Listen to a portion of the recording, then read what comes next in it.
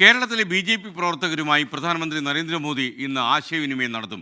ഇന്ന് വൈകുന്നേരം 6 മണിക്ക് ഓഡിയോ കോൺഫറൻസിലൂടെയാണ് പ്രധാനമന്ത്രി അഭിസംബോധന ചെയ്യുക. പ്രവർത്തകർക്ക് പരിപാടിയിൽ പങ്കെടുക്കാൻ ബൂത്ത് തലത്തിൽ കേന്ദ്രങ്ങൾ ഒരുക്കുമെന്നറിയുന്നു. അലക്സ് റാം മുഹമ്മദ് ചേരുന്നു വിശദാംശങ്ങൾ നൽകാൻ. പറയൂ അലക്സ് റാം.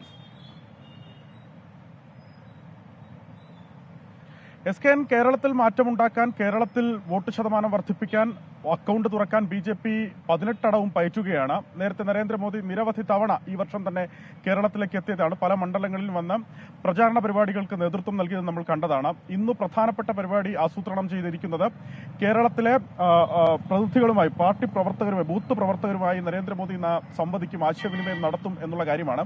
വൈകുന്നേരം 6 മണിക്ക് ഓഡിയോ കോൺഫറൻസിലൂടെയാണ് ഈ പരിപാടി സംഘടിപ്പിക്കുന്നത്. എല്ലാ തെരഞ്ഞെടുപ്പ് പ്രചാരണവും നിർത്തിവെച്ച് സ്ഥാനാർത്ഥികളും മുഴുവൻ പാർട്ടി പ്രവർത്തകരും അതുപോലെ അനുഭാവികളും ഈ പരിപാടിയിൽ പങ്കെടുക്കണം എന്ന ആഹ്വാനമാണ് സംസ്ഥാന നേതൃത്വം നൽകിയിട്ടുള്ളത്.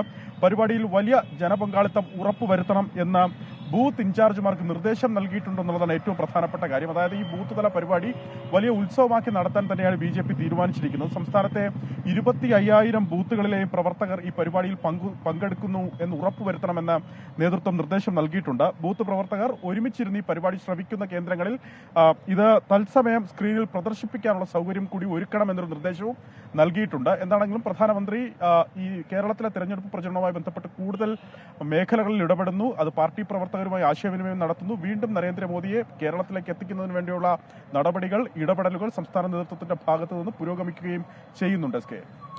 Okay, thank you Alex Ram Muhammad.